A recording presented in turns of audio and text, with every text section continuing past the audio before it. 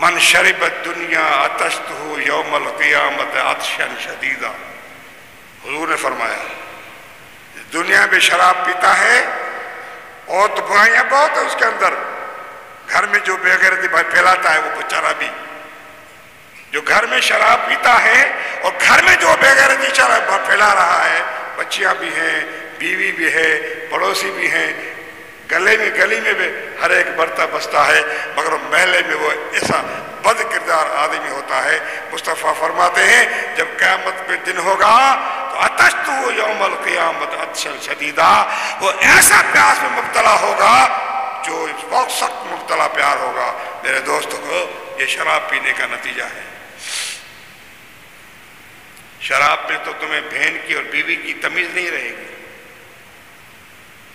شرابی کی تو بہن کی اور بیٹی کی تمیز، بیوی کی تمیز نہیں رہے گی۔